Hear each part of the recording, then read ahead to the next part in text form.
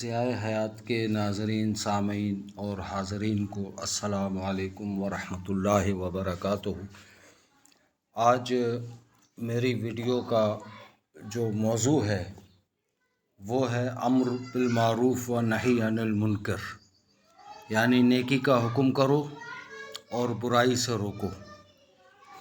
یہ میں اس لیے عرض کر رہا ہوں کہ گزشتہ دنوں میں نے ایک ویڈیو لگائی ایک محکمے کی چوری کے خلاف، تو اس کے حوالے سے مجھ تک بہت دباؤ آیا کہ اس ویڈیو کو ڈیلیٹ کر دیں، یا کچھ لوگوں نے یہاں تک کہ مذہبی افراد جو کہ مذہبی ذہن رکھتے ہیں باقاعدہ اور مذہبی گفتگو کرنے میں یا فتاویٰ دینے میں جیب میں رکھ کے پھرتے ہیں فتوے اپنے، ان تک نے مجھے کہا کہ یار کچھ نہیں ہوتا، آپ چھوڑ دیں ان معاملات کو۔ تو ان کی خدمت میں عرض یہ ہے کہ فرمان خداوندی ہے کہ تأمرون بالمعروف وتنہون عن المنکر وتؤمنون باللہ، تم نیکی کا حکم کرتے ہو اور برائی سے روکتے ہو اور اللہ پر ایمان رکھتے ہو۔ تو عرض یہ ہے کہ کیا ہماری مساجد میں آپ اندازہ کر لیجئے کہ اہل محلہ کی تعداد کتنی ہوتی ہے اور مسجدوں میں نماز پڑھنے کے لیے لوگ کتنے آتے ہیں۔ تو ان لوگوں سے عرض یہ ہے کہ کیا مسجدوں میں نماز پڑھانی یا اذان دینی چھوڑ دی جائے کہ لوگ آتے نہیں ہیں۔ اور پھر یہ دیکھیں کہ خیر الناس من ینفع الناس و شر الناس من یضر الناس، لوگوں میں بہترین وہ ہے جو لوگوں کو نفع دے اور بدترین وہ ہے جو لوگوں کو دکھ دے۔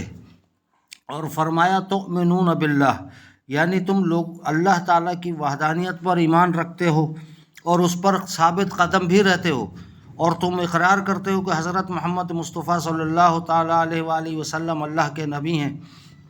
اس لیے کہ جس نے حضرت محمد صلی اللہ علیہ وسلم کا انکار کیا وہ اللہ پر ایمان نہیں لایا،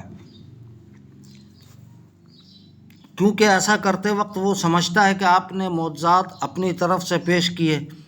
حضور اقدس صلی اللہ علیہ وآلہ وسلم کا فرمان ہے من رائی منکم منکرا الی آخر، حدیث ہے کہ تم میں سے جو کوئی برائی دیکھے تو وہ ہاتھ سے بدل دے، اگر اس کی طاقت نہ ہو تو زبان سے، اور اگر اس کی بھی طاقت نہ ہو تو دل سے برا سمجھے۔ اور یہ ایمان کا کمزور ترین حصہ ہے، یعنی وذالک اضعف الایمان۔ آپ اندازہ کیجئے کہ ہم لوگ خود برائی کے ساتھ شریک ہو چکے ہیں برائیوں میں۔ بعض علماء کا فرمان ہے کہ قوت کے ساتھ برائی ختم کرنا حکمرانوں کی ذمہ داری ہے، زبان سے علماء کی اور دل سے عوام کی۔ اور بعض کا فرمان ہے کہ جو بھی اس پر قادر ہو تو اس پر لازم ہے کہ اسے بدل دے، جیسا کہ ارشاد خداوندی ہے وَتَعَاوَنُوا عَلَى الْبِرِّ وَالتَّقْوَىٰ وَلَا تَعَاوَنُوا بِالْإِثْمِ وَالْعُدْوَانِ، اور نیکی اور پرہیزگاری میں سب سے تعاون کرو اور برائی اور ظلم میں تعاون نہ کرو۔ لیکن افسوس کہ آج ہم اسرائیل سے جنگ لڑنے کے لیے تیار ہیں، ہندوستان کے مقابل آنے کے لیے تیار ہیں، لیکن جو خود ہمارے ملک میں، ہمارے معاشرے میں، ہماری سوسائٹی میں جو برائیاں پیدا ہو چکی ہیں اس میں ہم خود تعاون کر رہے ہیں۔ کسی کو کسی کام کی ترغیب دینا، بھلائی کی طرف راہ آسان کرنا، ممکنہ حد تک برائی اور ظلم کی راہ بند کرنا، یہ سب باتیں تعاون کی باتیں ہیں۔ حضرت حذیفہ رضی اللہ تعالیٰ عنہ سے مروی ہے کہ لوگوں پر ایسا زمانہ آئے گا کہ ان کے نزدیک کے حکم کرنے والے اور برائی سے روکنے والے آدمی سے گدھے کا مردار زیادہ پسند ہوگا، یعنی برائی کی مذمت سننا بھی پسند نہیں کرتے، جو کہ از حد شقاوت کی علامت ہے۔ آپ اندازہ کیجئے کہ یہ حالت ہے آج ہمارے زمانے میں، ہمارے دور کی، کہ اس وقت جو صورتحال نظر آ رہی ہے ہمیں کہ ہر طرف برائی ہی برائی۔ آخر یہ جو ہمارے پاس بہت بہترین ذریعہ ہے برائیوں سے روکنے کے لیے، اور نیکی کا حکم کرنے کا بہترین ذریعہ جو ہے اس وقت دور جدید کا یہ آلہ ہے جو کہ میرے اور آپ کے ہاتھوں میں موبائل ہے. اس کے ٹک ٹاک بھی اس میں شامل ہے، اس میں یوٹیوب کی بھی ویڈیوز شامل ہیں، اس میں فیس بک بھی شامل ہے، اس میں بہت سی چیزیں شامل ہیں. تو ہم ان کے ذریعے بھی اپنا کام کر سکتے ہیں.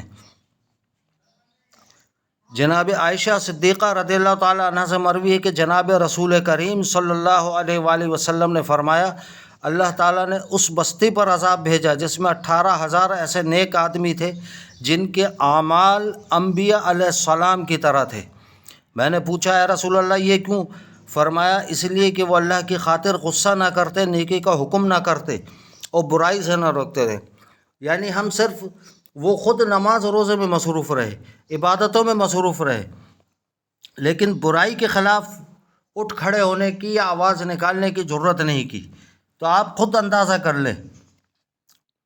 حضرت ابو ذر غفاری فرماتے ہیں کہ حضرت ابوبکر صدیق رضی اللہ تعالیٰ عنہ نے عرض کیا، اے اللہ کے رسول، کیا مشرکین سے جنگ کے بغیر بھی جہاد ہے؟ فرمایا ہاں اے ابو بکر، اللہ تعالیٰ کے ایسے مجاہدین بھی زمین پر ہیں کہ جو ان شہداء سے افضل ہیں، جو زندہ ہیں، انہیں روزی ملتی ہے، زمین پر چل رہے. اللہ تعالیٰ ان کے ساتھ آسمان کے فرشتوں کے سامنے فخر فرماتا ہے، ان کے لیے جنت سجائی جاتی جیسا کہ حضرت ام سلمہ رضی اللہ تعالیٰ عنہ نبی کریم صلی اللہ علیہ وسلم کے لیے زینت کرتی ہیں. حضرت ابو بکر صدیق رضی اللہ تعالیٰ عنہ نے عرض کیا، اے اللہ کے رسول وہ کون لوگ ہیں؟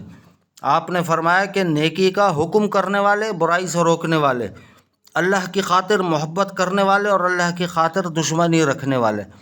تو آپ اندازہ کر لیں کہ یہ ہماری ذبح حالی کی وجوہات ہیں کہ ہم نے اس طرف توجہ دینی چھوڑ دی. تو یہ بہت تلخ حقیقتیں تھیں اور تلخ باتیں تھیں جو کہ میں نے آپ کی خدمت میں عرض کی. تلخ تو نہیں کہنا چاہیے، ظاہر ہے کہ اللہ اور اس کے حبیب کا فرمان ہے، لیکن کیا آپ اور میں ان سب باتوں پر عمل کر رہے ہیں یا کرتے ہیں؟ ذرا سوچئے، اور سوچئے گا ضرور، تاکہ ہمارے معاشرے میں جو بگاڑ پیدا ہو چکا ہے وہ ختم ہو سکے. آج نہ ہماری نمازیں کام آ رہی ہیں، نہ ہماری دعائیں کام آ رہی ہیں. وجہ صرف یہی ہے کہ ہم نے جو ہے ان چیزوں پر عمل کرنا چھوڑ دیا. دعا کریں کہ اللہ تعالیٰ مجھ سمیت ہم سب کو اس پر عمل کرنے کی توفیق عطا فرمائے. آمین آمین آمین بجاہ سید المرسلین صلی اللہ علیہ وآلہ وسلم. جزاکم اللہ خیرہ.